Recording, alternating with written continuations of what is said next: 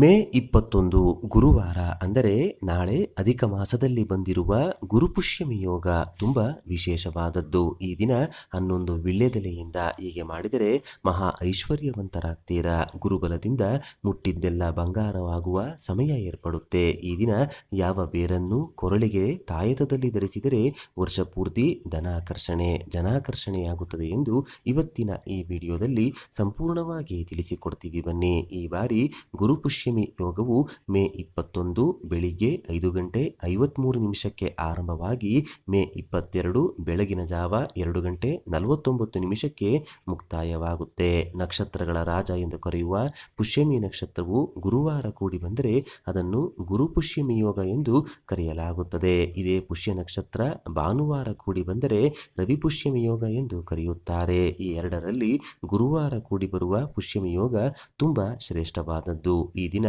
ಮಾಡುವಂತಹ ಶುಭ ಕಾರ್ಯಗಳಿಗೆ, ಹೊಸ ವ್ಯಾಪಾರಕ್ಕೆ, ಹೊಸ ಕೆಲಸಗಳಿಗೆ, ಒಪ್ಪಂದಗಳಿಗೆ ಯಾವುದೇ ಮುಹೂರ್ತ ನೋಡುವ ಅಗತ್ಯವಿಲ್ಲ. ಅಷ್ಟರ ಮಟ್ಟಿಗೆ ಈ ದಿನಕ್ಕೆ ಶಕ್ತಿ ಇದೆ. ಗುರು ಪುಷ್ಯಾಮೃತ, ಪುಷ್ಯ ಅಮೃತ.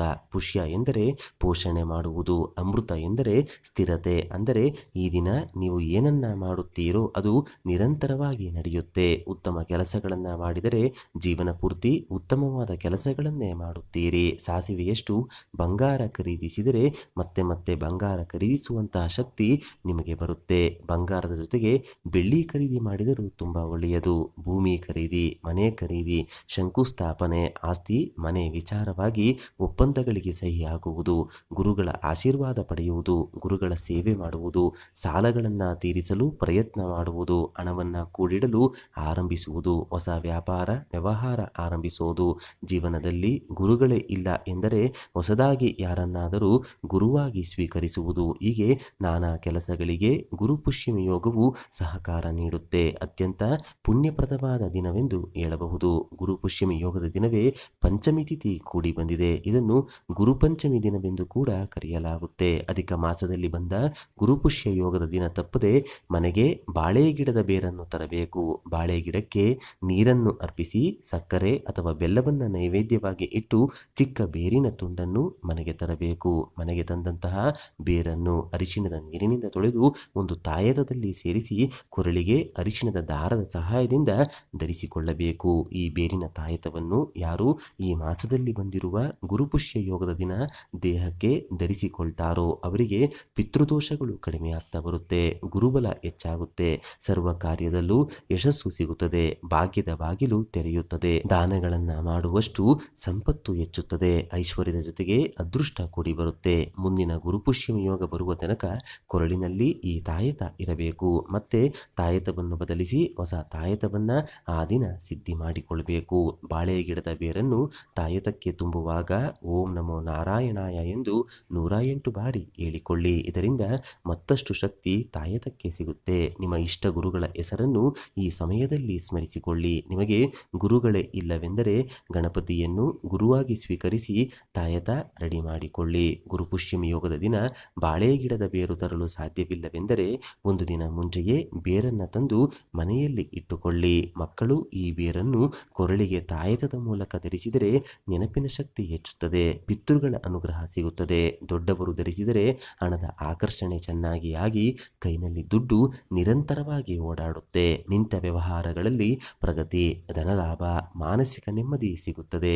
ಪುಷ್ಯಮಿ ನಕ್ಷತ್ರಕ್ಕೆ ಅಧಿಷ್ಠಾನ ದೇವರು ಗುರುಗ್ರಹ ಅಂದರೆ ಬೃಹಸ್ಪತಿ. ಆದ್ದರಿಂದ ಹಣ್ಣು ಹಂಪಲು ದಕ್ಷಿಣೆಯನ್ನು ಈ ದಿನ ಗುರುಗಳಿಗೆ ನೀಡಿ ಅವರ ಆಶೀರ್ವಾದವನ್ನು ತಪ್ಪದೆ ಪಡೆಯಿರಿ. ಗುರುಗಳು ಇಲ್ಲವೆಂದರೆ ನಿಮ್ಮ ಮನೆಯಲ್ಲಿ ಇರುವಂತಹ ಹಿರಿಯರ ಕಾಲಿಗೆ ಬಿದ್ದು ಆಶೀರ್ವಾದ ಪಡೆಯಿರಿ. ಗುರು ರಾಘವೇಂದ್ರ ಸ್ವಾಮಿಗಳಾಗಿರ್ಬೋದು, ಶಿರಡಿ ಸಾಯಿಬಾಬಾಗಳಾಗಿರ್ಬೋದು, ದತ್ತಾತ್ರೇಯ ಸ್ವಾಮಿಗಳಾಗಿರ್ಬೋದು, ಈ ರೀತಿ ಗುರುಗಳ ಆಲಯಕ್ಕೆ ಹೋಗಿ ಗುರುಗಳ ದರ್ಶನವನ್ನ ತಪ್ಪದೆ ಮಾಡಿ ದತ್ತಾತ್ರೇಯ ನಮಃ ಎಂದು ಸಾಧ್ಯವಾದಷ್ಟು ಬಾರಿ ಹೇಳಿಕೊಳ್ಳಿ. ಹಾಗೆಯೇ ಈ ಗುರುಪುಷ್ಯ ಯೋಗ ಇರುವ ದಿನ ದಾನವನ್ನು ಮರೆಯದೆ ಮಾಡಬೇಕು. ಈ ನಕ್ಷತ್ರ ಇರುವ ದಿನ ದಾನ ಮಾಡಿದರೆ ಹೆಚ್ಚು ಹೆಚ್ಚು ದಾನ ಮಾಡುವ ಶಕ್ತಿ ವೃದ್ಧಿಸುತ್ತದೆ. ಹಸಿದವರಿಗೆ ಈ ದಿನ ಅನ್ನದಾನ ಮಾಡಿ, ಹಾಲಿನ ದಾನವನ್ನ ನೀಡಿ, ಜಲದಾನವನ್ನ ಮಾಡಿದರೆ ಶ್ರೇಷ್ಠ ಫಲಗಳು ಪ್ರಾಪ್ತಿಯಾಗುತ್ತೆ. ನಿಮ್ಮಲ್ಲಿನ ಸಂಪತ್ತು ಹೆಚ್ಚಾಗಿ ಅದನ್ನು ಮತ್ತೊಬ್ಬರಿಗೆ ಹಂಚುವಂತಹ ಮಟ್ಟಕ್ಕೆ ನೀವು ತಲುಪುತ್ತೀರಿ. ಹಾಗೆಯೇ ಈ ಗುರುಪುಷ್ಯ ಮಹಾಯೋಗದ ದಿನದಿಂದ ಸ್ವರ್ಣ ಗಣಪತಿ ಮಂತ್ರ ಪಠಿಸಲು ಆರಂಭ ಮಾಡಿದರೆ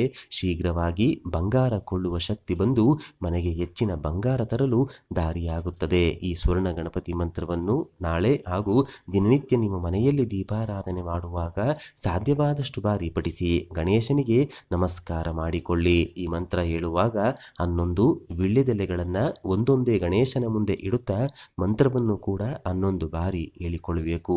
ತುಪ್ಪದ ದೀಪಗಳನ್ನು ಗಣೇಶನ ಮುಂದೆ ಬೆಳಗಿ ದೇವರ ಮುಂದೆ ಇಟ್ಟ 11 ಎಲೆಗಳನ್ನು ಸ್ವಲ್ಪ ಸಮಯದ ನಂತರ ನೀವಾದರೂ ಸರಿ ನಿಮ್ಮ ಮನೆಯವರಾದರೂ ಸರಿ ಎತ್ತಿಟ್ಟುಕೊಂಡು ಸೇವಿಸುತ್ತಾ ಬರಬೇಕು.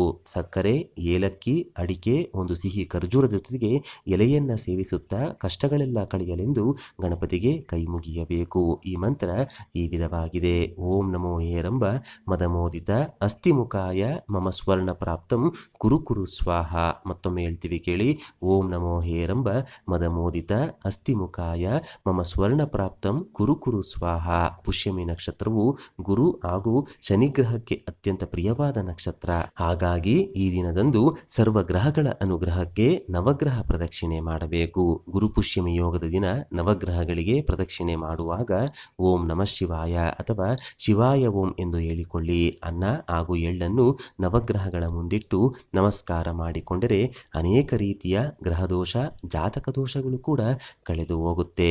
ಇನ್ನು ಸ್ವಂತ ಮನೆ ಕನಸು ನನಸಾಗಲು ಯಾವುದಾದರೂ ದೇಗುಲದ ಆವರಣದಲ್ಲಿ ಅಥವಾ ಖಾಲಿ ಪ್ರದೇಶಗಳಲ್ಲಿ ನಿಮ್ಮ ಕೈನಿಂದ 11 ಅರಳಿ ಸಸಿಗಳನ್ನು ಅಥವಾ ಒಂದೇ ಒಂದು ಔದುಂಬರ ಸಸಿಯನ್ನು ನೆಟ್ಟು ಜಲವನ್ನು ಅರ್ಪಿಸಿ ಬರಬೇಕು. ಆಗಾಗ ಈ ಸಸಿಗಳ ಬಳಿ ಹೋಗಿ ಪೋಷಿಸಬೇಕು. ಈ ಕೆಲಸ ಮಾಡೋದ್ರಿಂದ ನಿಮ್ಮ ಜಾತಕದಲ್ಲಿ ಎಂಥದ್ದೇ ದೋಷಗಳಿದ್ದರೂ ಕಳೆದು ಭೂಮಿಯೋಗ ಪ್ರಾಪ್ತಿಯಾಗುತ್ತೆ. ನೋಡಿದ್ರಲ್ಲ, ಗುರು ಪುಷ್ಯ ಯೋಗದ ದಿನ ಯಾವೆಲ್ಲ ವಿಧಿವಿಧಾನಗಳನ್ನ ಪಾಲಿಸಿದ್ರೆ ಐಶ್ವರ್ಯ ಪ್ರಾಪ್ತಿಯಾಗುತ್ತೆ, ಅದೃಷ್ಟ ಕೂಡಿ ಬರುತ್ತೆ ಅಂತ ಇವತ್ತಿನ ಈ ವಿಡಿಯೋದಲ್ಲಿ ತಿಳಿಸ್ಕೊಟ್ಟಿದ್ದೀವಿ. ಈ ಮಾಹಿತಿ ನಿಮಗೆ ಇಷ್ಟವಾದರೆ ತಪ್ಪದೆ ನಿಮ್ಮ ಇಷ್ಟ ಗುರುಗಳ ಹೆಸರನ್ನು ಬರೆದು ಈ ವಿಡಿಯೋನ ಪ್ರತಿಯೊಬ್ಬರಿಗೂ ಶೇರ್ ಮಾಡಿ. ಮುಂದಿನ ಬಾರಿ ಮತ್ತೊಂದು ವಿಶೇಷ ದೈವ ಮಾಹಿತಿಯೊಂದಿಗೆ ಭೇಟಿಯಾಗೋಣ. ಧನ್ಯವಾದ ಸ್ನೇಹಿತರೆ.